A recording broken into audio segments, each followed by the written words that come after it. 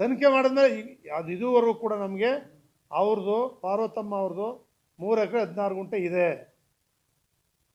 ಪಾಣಿ RTC ಮತ್ತೊಂದು ಮುಗಿದೆಲ್ಲ complete ಆಗಿದೆ ಅಂತೇಳಿ ರಿಪೋರ್ಟ್ ಹಾಕಿ ಅವರು ಮೀಟಿಂಗ್ ಮುಂದೆ ತಂದಿದ್ದಾರೆ. ಬೇರೆಯವರು ಕೊಡೋಂಗೆ ಅವ್ರಿಗೂ ನಾವು 50-51% ಕೊಡ್ತಿದ್ದೀವಿ ಅಂತೇಳಿ ನಾವು ಮಾಡಿದ್ದೀವಿ ಅವತ್ತು ಬೋರ್ಡಲ್ಲಿ. ಅದು ಲೀಗಾಲಿಟಿ ನೋಡ್ತಕ್ಕಂಥ ಅಧಿಕಾರಿ ಮಾಡೋಲ್ಲ, ನೋಡ್ಬೇಕು. ನಾವೆಲ್ಲ ನೋಡ್ತೀವಿ, ಅಲ್ಲಿ ಒಂದು 50 ಸಬ್ಜೆಕ್ಟ್ ಇರ್ತವೆ, ಡೀಟೇಲ್ಸ್ ನೋಡ್ತಕ್ಕಂಥವ್ನು ಅಧಿಕಾರಿ ಆಫೀಸರ್ ರೆಡಿ ಮಾಡಿ ತಂದು ಇಡಬೇಕು. ಈಗ ಅದನ್ನೇ ನಾವು ಹೇಳ್ತಾ ಇರೋದು, ದಾಖಲೆಗಳು ಸರಿ ಇಲ್ಲ ಅಂತಕ್ಕಂಥದ್ದು ಏನು ಹೇಳ್ತಾ ಇದ್ದಾರೆ ಆ ಬಗ್ಗೆನೇ ತನಿಖೆ ನಡೀತಾ ಇರ್ತಕ್ಕಂಥದ್ದು. ತನಿಖೆಯಿಂದ ವರದಿ ಬರಬೇಕಲ್ಲ, ಸಮಾನಾಂತರ ಬಡಾವಣೆಯಲ್ಲಿ ಕೊಡಬೇಕು ಅಂತ ಇರೋದು. ಆ ವರ್ಷ ಒಂದು 10 ಬಡಾವಣೆ ರಚನೆ ಮಾಡಿದರೆ ಆ ಬಡಾವಣೆಯಲ್ಲೇ ಕೊಡಬೇಕು ಅಂತಕ್ಕಂಥದ್ದು, ಸಮಾನಾಂತರ ಬಡಾವಣೆ ಅಂತ. ಅದಕ್ಕೆ ಅಲ್ಲಿ ಮನೆಗಳು ಕಟ್ಕೊಂಡ್ಬಿಟ್ಟಿದ್ದಾರೆ, ಅಲ್ಲಿಲ್ಲ ಅಂತ ಹೇಳಿದ್ರೆ ಸೆಕೆಂಡ್ ಒನ್ನಲ್ಲಿ ಕೊಡಬೇಕು. ಕಮಿಷನರ್ ಇರ್ತಾರೆ, ಕಮಿಷನರೇ ಸೈನ್ ಹಾಕಬೇಕು ಪ್ರತಿಯೊಂದಕ್ಕೂ.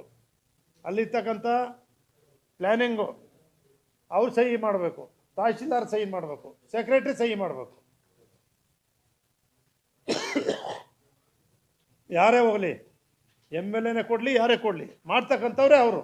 ನಾನು ಹೇಳ್ತೀನಲ್ಲ ಮರೆಯ, ನೀವು ಇಲ್ಲಿದ್ದೀರಿ, ಈಗ ಇದೇ ರೀತಿ ಸಭೆ ಇರುತ್ತೆ.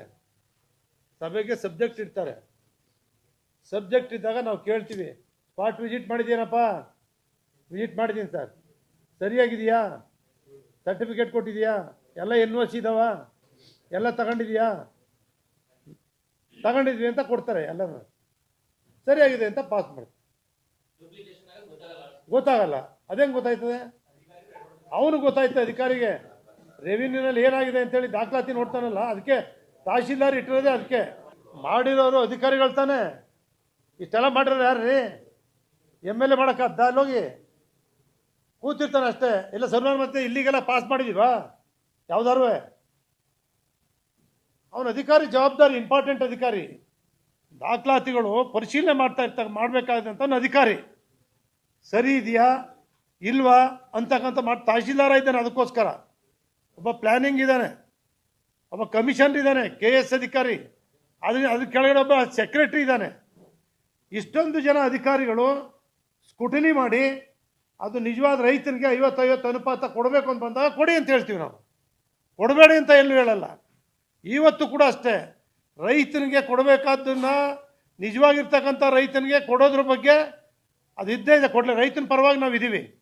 ಅದೇ ಅದರಲ್ಲಿ ಮೋಸ ಆಗಿದೆ. ಯಾವ ರೈತನ ಹೆಸರು ಹೇಳಿ ಇನ್ನೊಬ್ರು ತಗೊಂಡಿದ್ದಾರೆ, ಅಥವಾ ಯಾವ ರೈತನ ಸೃಷ್ಟಿ ಮಾಡ್ಕೊಂಡು ಬಂದು ತಗೊಂಡಿದ್ದಾರೆ, ಅಥವಾ ಪರಿಹಾರ ಪಡೆದ ಮೇಲೆ ಯಾರು ತಗೊಂಡಿದ್ದಾರೆ, ಅದಕ್ಕೆ ಪನಿಷ್ಮೆಂಟ್ ಆಗಬೇಕು, ಅವ್ರನ್ನ ಜೈಲಿಗೆ ಕಳಿಸ್ಬೇಕು.